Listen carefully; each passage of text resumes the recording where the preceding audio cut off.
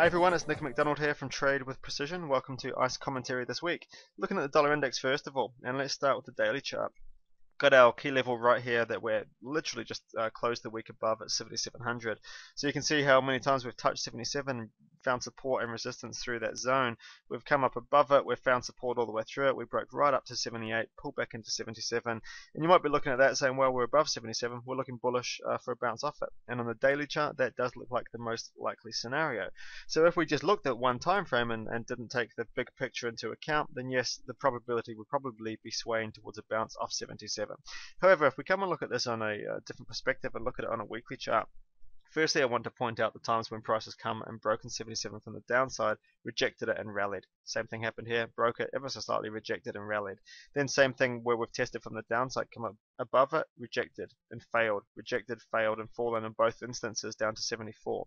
Well, this time we've come up, we've gone right above 78, had a really good test, right above 77, had a really good test which even got above 78. But now you can also look at this and say, well, it's a big rejection candle, it's very bearish, it looks like we're rejecting 77. So the question now becomes, which is likely here? Is it a bearish follow through on the weekly or a bullish bounce on the daily? The answer is we always go with the highest time frame. But that weekly candle is still only bearish if this week we break down through the low. So if we get precise here and look at the low, the exact low last week is 76.67.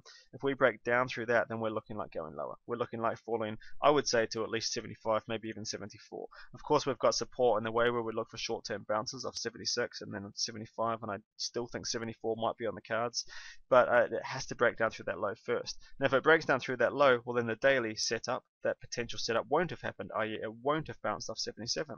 So if it does break down through the low, then the daily will also be moving into looking bearish. However, if that low never gets broken, it's probably because the daily has bounced off 77. So there's two different views. One is a shorter term view, purely looking at the daily chart, where there could be a shorter term bounce off 77, which will invalidate a bearish looking weekly chart. However, if we do break down through those weekly lows, we're looking like going a lot lower. That's my preference this week. It's what I think is more likely to happen. Either scenario could play out, so there could be a short-term bullish move or a longer-term bearish move.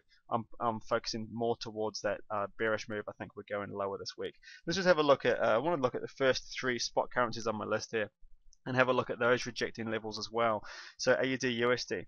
Our big key level here around about 1.2. Major resistance, came down, rejected it once. We've broken through it, we've chopped around it, but now we've come back and last week just rejected off that low. That looks quite bullish on AUD USD.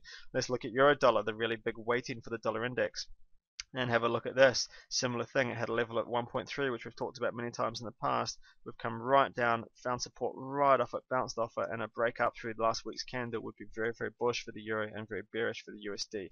Now, talking of news, that's one where we've got particular concern over news coming out of Europe. If that situation worsened, it could be very bad for the euro, and it could change things in a heartbeat. But now, though, I'm not going to speculate on that bad news coming. We'll deal with it if it comes. But looking purely at the charts here, and now coming to the cable as well. Very key level here around 1.6, and notice how we've come above it, and the last 2 weeks now we've rejected it. We've tried to break lower, we've rejected it, and we've been very, very bullish. This looks strong on cable. So all in all, some of those major currencies there in the world and a couple of the big weightings with the euro and the pound and the dollar index are looking to back up a bearish move for the US dollar, and that backs up what I'm seeing here on the weekly chart on the dollar index. Prices rejecting key levels, and that is looking like going lower. Very news driven market. I have to say that every single week, and I'll keep on saying it until we're no longer there. We're seeing swings, wild swings on a day-by-day basis based on good news and bad news coming out of Europe. A politician just has to open their mouth for the market to take a wild swing in the opposite direction, whether they go and hint at good, at a resolution in Europe or at actually Europe getting worse. So we need to keep a close eye on that situation. It can change the technicals quickly, but right now the technical view is bearish on the dollar index, and it's backed up by the other spot currencies. This is looking like going lower. However, in the very, very short term, there are still opportunities to trade both long and short of these key levels, 77, 78, 76 being the closest three to the market, and providing trading opportunities almost every time we come into contact with them. Happy trading all, hope that helps, and speak to you next week.